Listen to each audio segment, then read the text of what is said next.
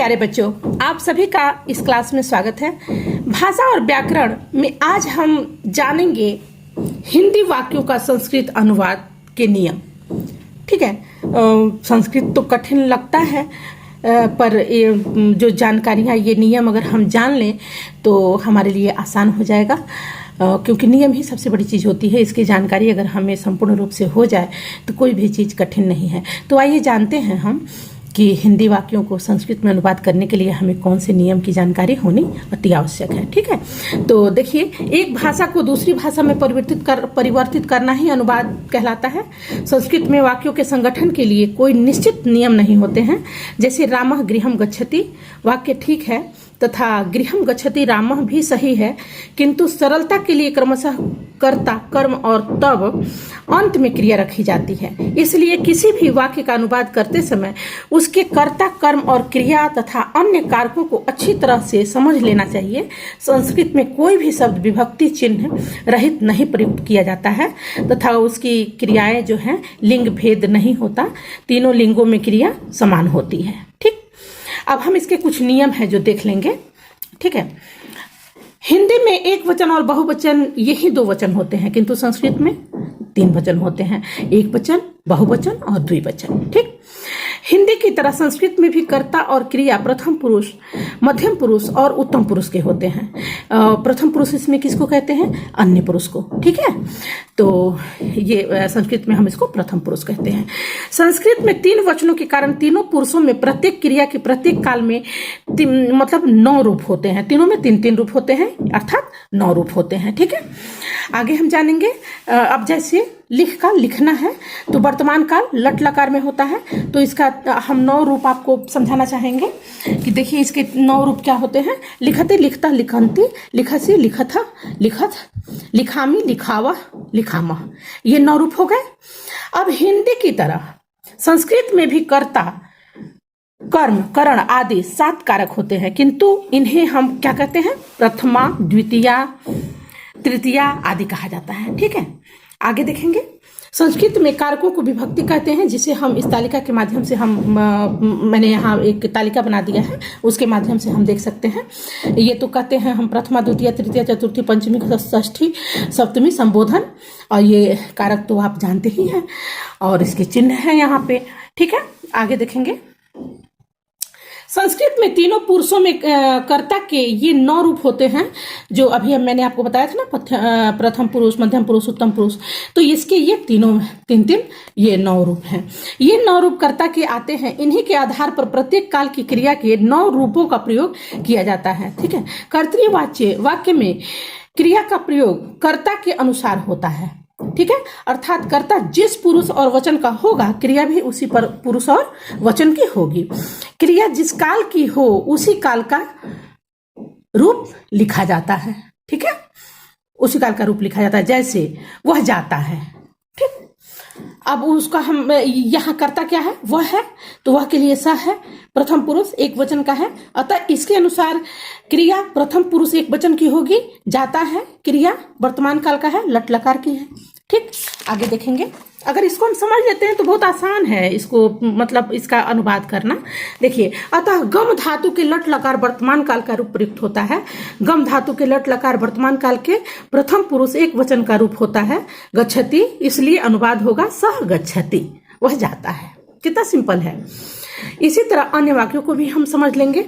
संस्कृत में क्रिया के काल को व्यक्त करने के लिए निम्नलिखित लकारों का प्रयोग होता है। ठीक है, ये देखिए, अब लकार की, ये हम हर काल को हम लकार कहते हैं। ये वर्तमान काल को हम क्या बोलते हैं? लट लकार। भूतकाल को लंग लकार, भविष्य काल को लिट लकार, आज्ञा सूचक को लोट लकार, विधि सूचक को विधिलिंग लकार। ठीक, वर्तमान, भूत, भविष्य आदि कालों को सूचित करने के लिए प्रयुक्त लकारों का रूप इस प्रकार होता है। जैसे हमने यहाँ पे बताया है, पठना का लट लकार में वर्तमान काल होता है। यहाँ देखिए, यहाँ मैंने पठ धातु का तीनों रूपों का विवरण दिया है। प्रथम पुरुष का पठति, पठता, पठंती, मध्यम पुरुष का पठसी, पठथा, पठथा, उत्तम पुरुष में पठामी, पठावा, पठामा। ठीक, इसी प्रकार बद बोलना, रक्षा करना, हंस, खाद, नम, गम, पच आदि धातुओं के रूप होते हैं। ठीक है, जैसे ये लिखा गया है उस तरह से हम इन सबों का भी रूप लिख लेंगे। अब देखिए, 9 कर्ता और प्रत्येक काल की क्रिया के 9 रूपों का प्रयोग इस प्रकार से हम देख सकते हैं। यहाँ पे मैंने एक बृहद तालिका बनाया हुआ है जिसके माध्यम से हम समझ लेंगे। ठीक है, अब देखिए, पुरुष में हम दे देंगे तीनों पुरुष का नाम, एक वचन में, द्विवचन में, बहुवचन में। या अब एक वचन में, प्रथम पुरुष के एक वचन में क्या है? सह पठति, यानी कि वह पढ़ता है। द्विवचन में क्या है? तौ पठत, वे दोनों पढ़ते हैं। बहुवचन में क्या है? ते पठन्ति, ते पठन्ति, वे लोग पढ़ते हैं। इसी तरह मध्यम पुरुष में है त्वम पठसि, तुम पढ़ते हो। युवाम पठथ, मतलब तुम दोनों पढ़ते हो। युवम पठथ, तुम सब लोग पढ़ते हो। अब उत्तम पुरुष में क्या है? अहम पठामि, मैं पढ़ता हूं।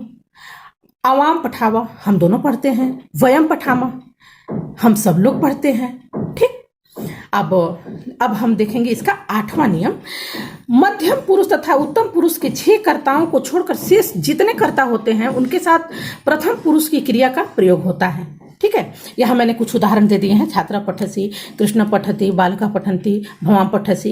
इनके अतिरिक्त वाक्य में जितने शब्द आते हैं उनका प्रयोग उनके कारकों के अनुसार होता है। ठीक है, अब अनुवाद करते समय सबसे पहले वाक्य का कर्ता खोजना चाहिए।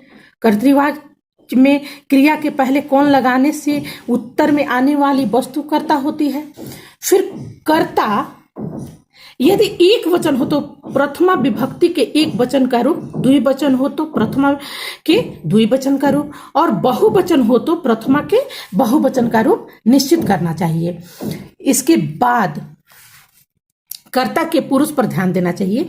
कर्ता के पुरुष और वचन जान लेने पर क्रिया के काल का निश्चय करना चाहिए।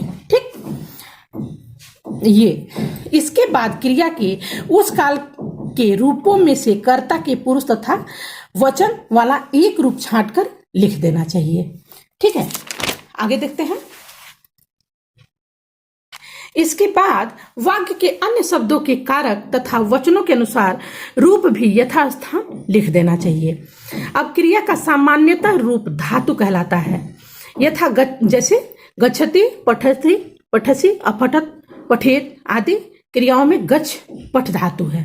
ठीक है, मतलब गम का है। ये सब धातु 3 प्रकार की होती है। कौन कौन से इसके प्रकार हैं उसको हम देख लेते हैं।